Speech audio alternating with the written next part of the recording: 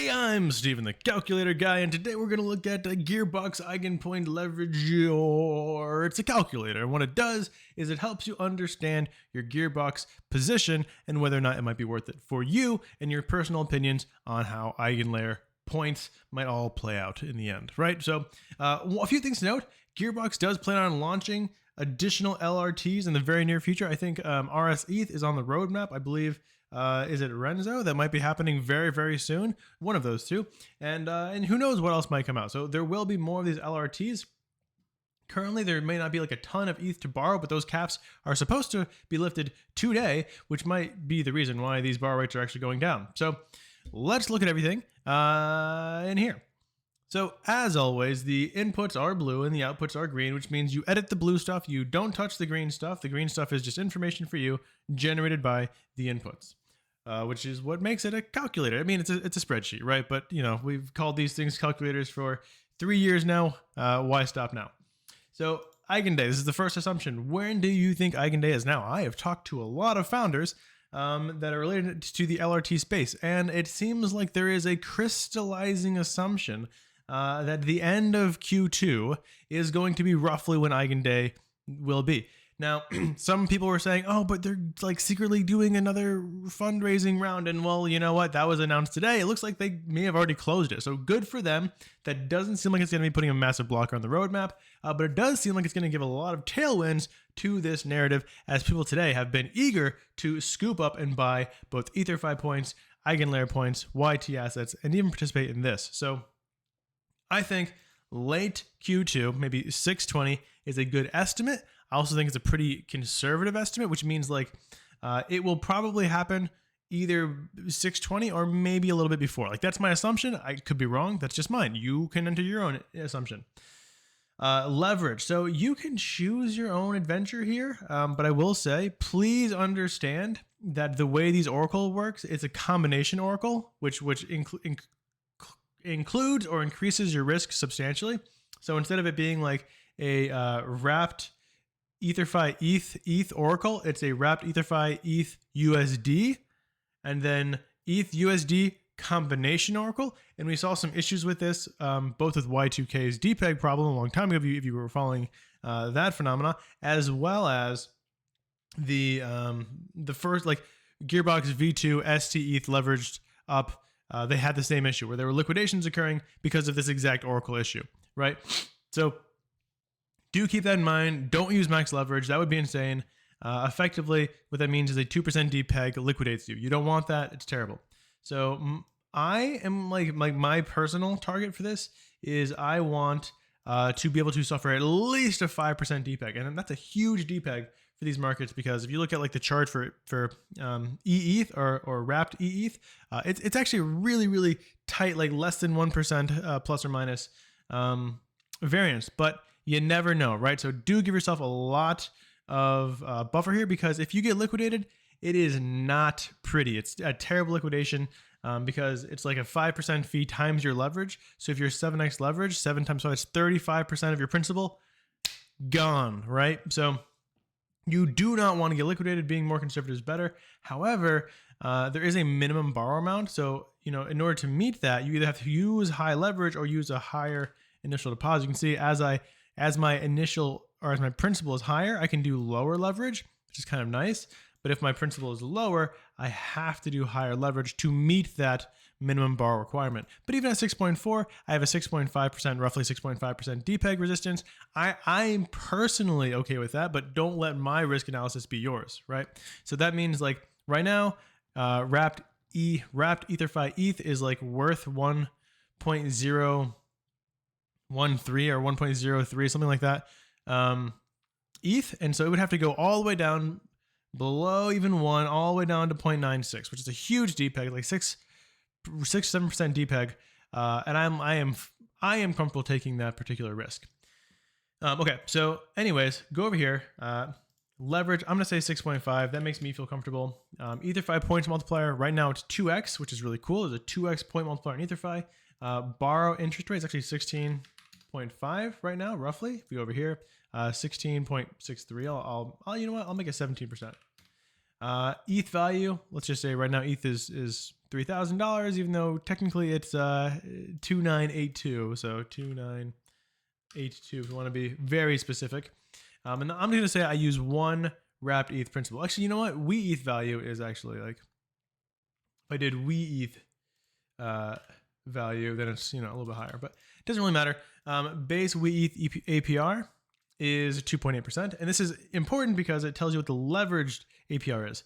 So the leveraged APR is literally just this number times leverage, right? So your base APR is 2.8, your leveraged APR, because you're looping this, and looping, by the way, is just like collateralizing wrapped EtherFi ETH, borrowing ETH, and then converting that ETH to more EtherFi ETH, and then collateralizing and repeating that process. Gearbox just does it for you in a single transaction using flash loans. So this is your leveraged APR. This is your principal value. Here's your initial health factor. This is your effective borrow rate. Now, what is effective borrow rate? Effective borrow rate just means like the interest rate that you're paying is 17%, right? You get that, makes sense. You can just see it on the front end. Now, if you're at 6.5x leverage, what that means is 5.5 times your principal is what you're borrowing. And so on your principal, you're effectively paying 93.5% APR, right? If you were to hold this position for a year and you got no return from it, you would be down to like 6.5% of your initial by the end of it. It would be terrible, right? So this is the effective borrow rate, the effective borrow APR, but we're going to explain why this isn't actually that bad. So leveraged wrapped EtherFi ETH ROI, 5.93%. What does that mean? That just means like over this time frame, right? So in the days it's going to take to get to Eigen Day, you will have made a return just from the wrapped ETH, wrapped ETH APR. Just from that, roughly 6%. So just from the leveraged intrinsic yield of the LRT, you will have made 5.93%. Okay, so debt value, $16,000, right? That's just like the value of your debt, and then days out is literally just how many days until Eigen Day. These are all outputs. Don't touch these. Okay, back over here. This is like the points portion. You only have to edit 4 things, which is like, how much do you think an EigenLayer point is worth? Now, I took this from my other sheet, where I assume, honestly, I think this is a conservative FDV. I'm going to go with 30 million because why not?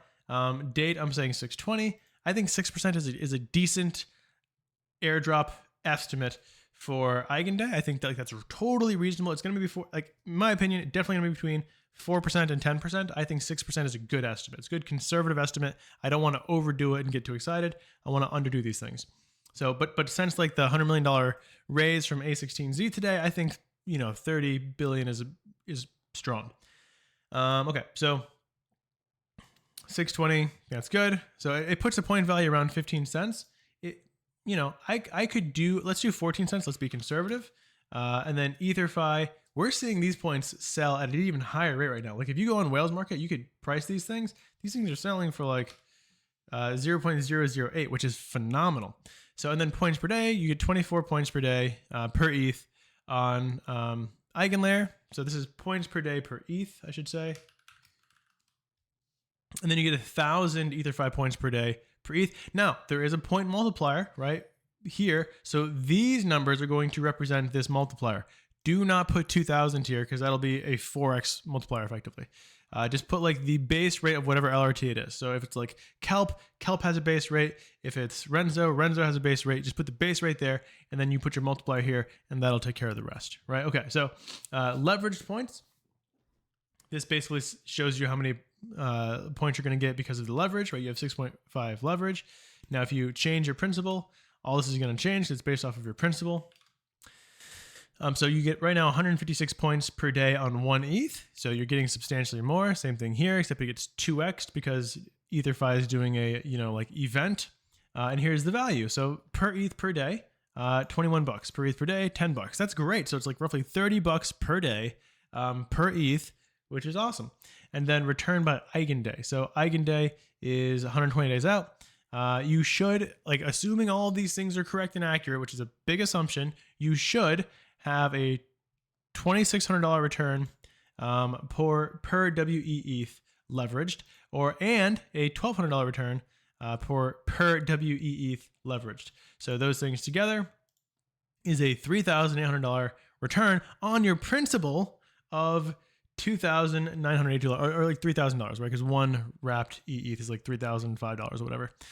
So this is great, right? Because this is on top of you still have your principal.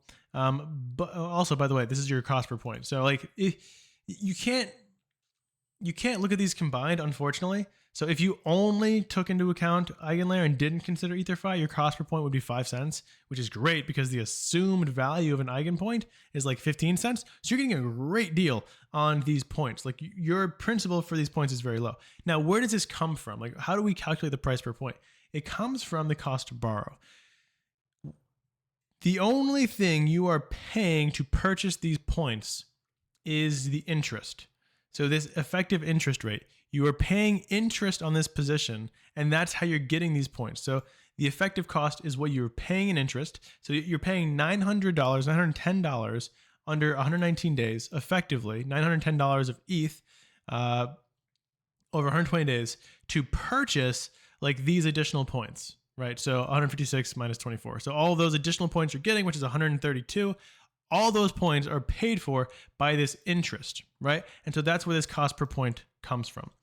So point revenue, almost $4,000. Just your yield revenue from leveraged ETH, $180. Small, but like not nothing, I guess. It takes a chunk out of your cost to borrow, I guess. Your profit, like your net, is $3,100. So this is your profit. So you started off with 3,000, you profited another 3,000, you've 2x'd, right? Your ROI is over 100%, your annualized return is 320%. You're having a good day. And you kept your principal. I mean, sure, you paid $900 to borrow, so like there is that aspect, but like otherwise your principal is still intact. With the YT strategy, which I love, by the way, I think the YT strategy is phenomenal, and no like shade to the YT strategy. You're effectively saying, I'm willing to trade my principal, to burn my principal, to give away my principal, to sell my principal for leveraged YT points. Higher risk because your principal's gone, higher return. You do have a higher annualized APR, like 562% versus 319%. ROI here being 100%, ROI here being 189%. Higher estimated annualized return on Pendle, lower estimated on Gearbox. However, again, you get to keep your principal with Gearbox. You don't get to keep your principal with Pendle. And that to me is an important difference. Now, both of these are based off a certain principle. So like the fact that your principal goes away with Pendle is not actually important because your ROI is relative to your principal. So here, like your total estimated profit, $5,000 on one ETH, or $6,000 on one ETH. Here, your total estimated profit is like $3,000 on one ETH. This is profit, right? This is net after everything's been considered. So Gearbox, in my opinion, is a great strategy. There are a few more things you really should consider. One is there are caps of borrowing. So like the cap is getting raised today. If you want to participate in this, you have to go do it like now. It's going to probably continue to get raised.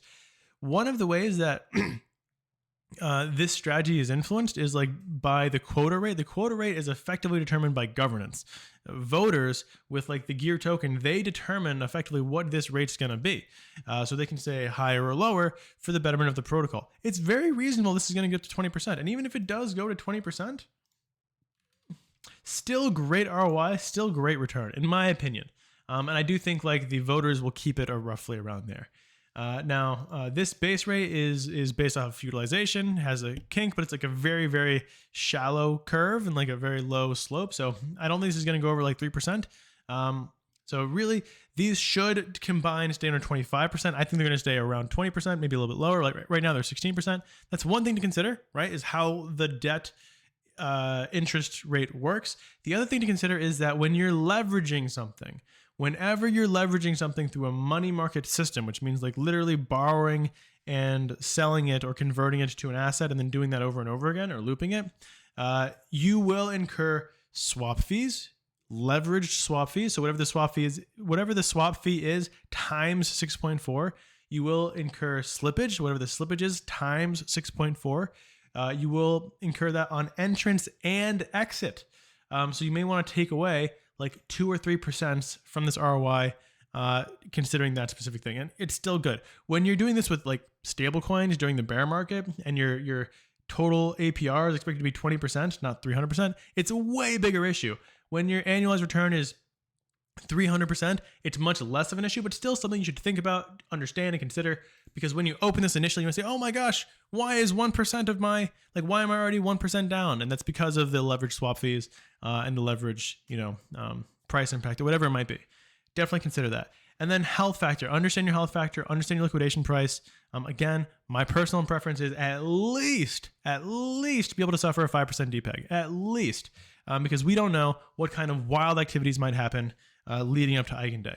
So, if you can suffer more, fantastic. But again, it's going to take a larger deposit. Like my minimum leverage gives me a roughly 7 to 8% DPEG buffer at 5 ETH, which is a pretty substantial principal for a lot of people. If you want to do like 1 ETH, the gas might not be worth it. It's going to be gas intensive, but you can't. Let's see, what is the minimum ETH you can deposit here? Not even 3, 4. So like 4, maybe 3.5. And at that point, you're only going to be able to suffer a 4% DPEG. It's probably not going to happen, but it might happen. That makes me uncomfortable. Do consider, I don't want anyone to lose their principal on account of this video. I want anyone who does this strategy only to have benefited from leveraged points. That's the only thing that I want. So please be conservative with your leverage. There's no reason to max this out, especially with the way the oracles work, right? Dual oracles, we ETH USD combination. Those can be a little tricky, and they can have larger DPEGs than is accurate. So please give yourself at least 5%, 6%, 7% DPEG protection for my sake, for like my mental health and emotional well-being. And I think you'll do well. So, even at conservative leverage, like even at 6x leverage, which gives you, 8% DPEG, you're still getting a great annualized return, a great ROI, and keeping that principal. It's a fascinating strategy. That's it, guys. So thank you so much for watching. Have a wonderful rest of your day, and feel free to use this calculator. Link somewhere, right? The link is somewhere. All right. See you guys.